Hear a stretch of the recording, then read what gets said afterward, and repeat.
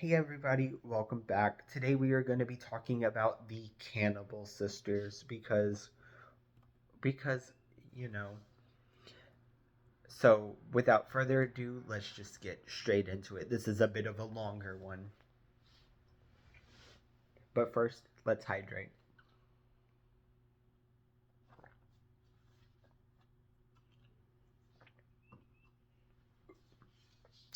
My grandfather came from Russia. He was born in Leningrad and lived there during World War II. When we were kids, he told us many stories about his own childhood. There was one story in particular that absolutely horrified me. He told it only once and refused to speak about it again, but he swore it was true. During World War II in September 1941, the German army had surrounded the city of Leningrad and blocked off all the roads. Nobody could get in or out. They called it the Siege of Leningrad. It was one of the longest and most destructive sieges in history. That horrible German dictator was determined to seize the city, and he didn't care how many buildings he had to destroy or how many innocent people he had to. In fact, his plan was to cut off all supplies and starve the entire population to death. After a year of this, over 100,000 people were dead, and the streets were filled with rotting corpses. At the time of the siege of Leningrad, my grandfather was only 6 years old. He lived in an apartment building near the center of the city with his mother and his two older sisters.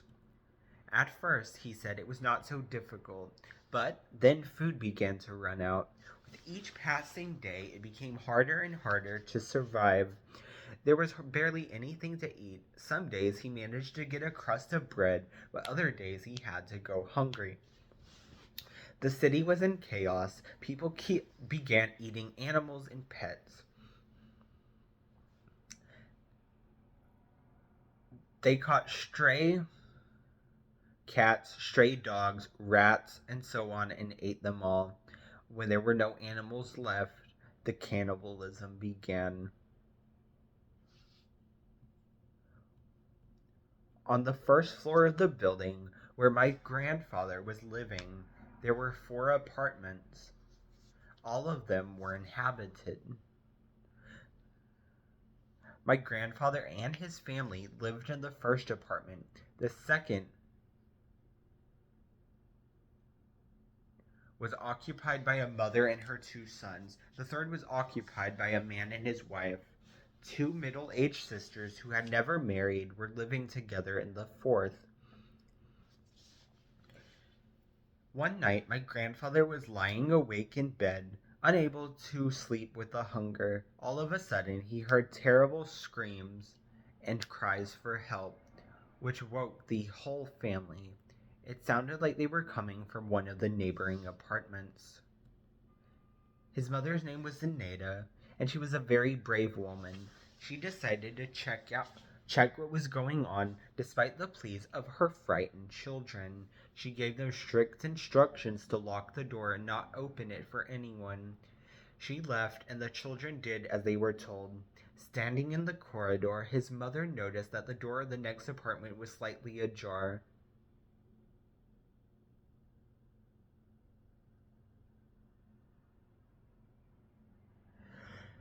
This one was occupied by a woman who had 2 young sons.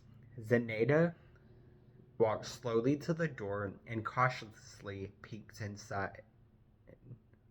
What she saw would haunt her for the rest of her life. Scared to death, she ran back to her own apartment and begged her children to let her back in. When my grandfather and his sisters opened the door, their mother burst in and slammed it shut behind her. She was out of breath and her face was pale. She got them to help her barricade the door, and only then would she tell them what she had seen. On the floor, in the pool of blood, laid a severed hand. She said, There was a sickening stench of blood from the depths of the apartment. I could hear disgusting chomping sounds. When they heard that, my older sisters became very upset. My grand The older sisters became very upset. My grandfather was so terrified he ran to the bedroom and hid under the bed. The next day,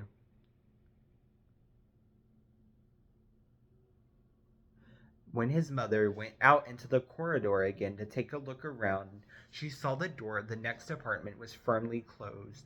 Everything was deadly silent. After several weeks, the situation in the city improved a bit.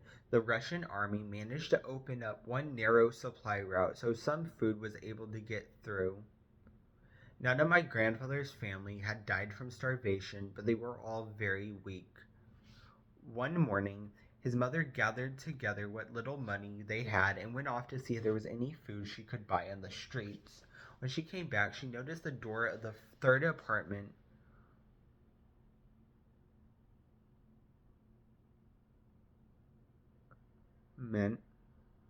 was hanging on one hinge. This one was occupied by a man and his wife. Guessing what happened there, Zaneta pushed the door open and peeked inside. In the dim light, he could just make out two crumpled figures lying on the floor. Most of the meat had been stripped from their bones. Sick to her stomach,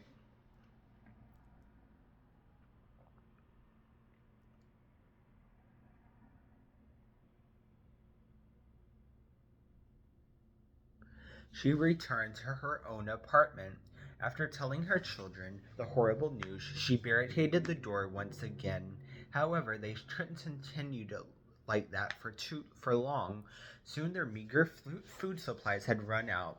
They had to get more, and they would certainly starve to death. Zaneta summoned the strength to get up and leave the apartment. No sooner had she taken a couple steps down the corridor than she saw the door of the fourth apartment open. There were two middle-aged sisters living there, and one of them came out. The woman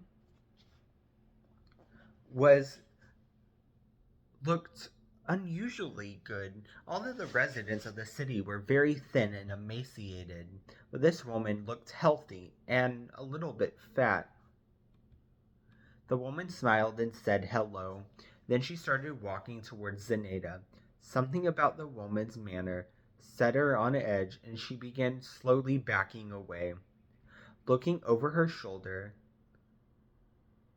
she caught sight of the second sister, who was creeping behind her.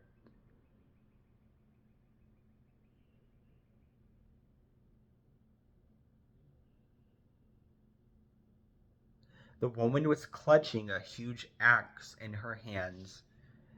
Zenaida let out a strangled scream.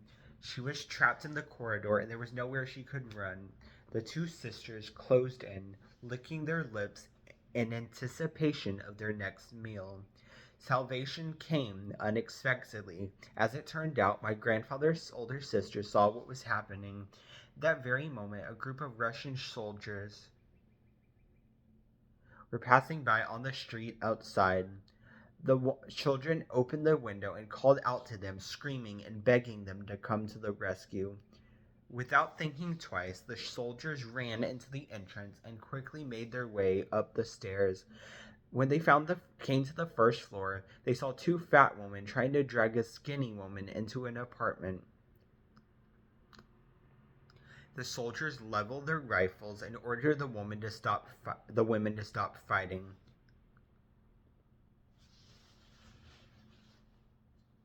The fat woman with the axe took a swing at the soldiers, and they shot her right between the eyes. The soldiers ordered the other two women to lie down on the floor and began questioning them. Zenaida burst into tears and told them that the two sisters were cannibals, and they had already eaten the inhabitants of two apartments and were about to get the tenants of a third. When the soldiers searched the other apartments and came across the half-eaten remains, they realized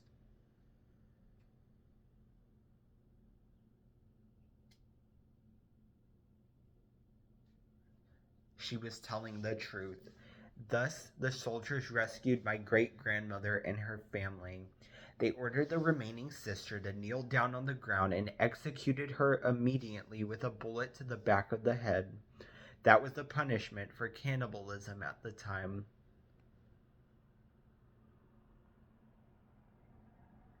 A year later, the Russian army managed to push the Germans back, and the siege of Leningrad ended.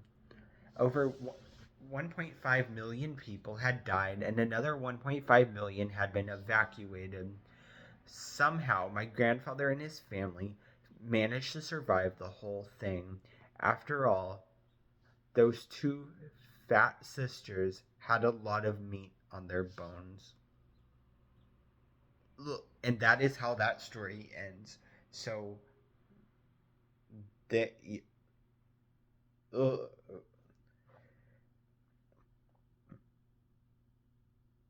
I was not expecting that ending. That was horrible. But anyways, that's all for today. I hope you enjoyed this video, and I will see you in my next one. Bye.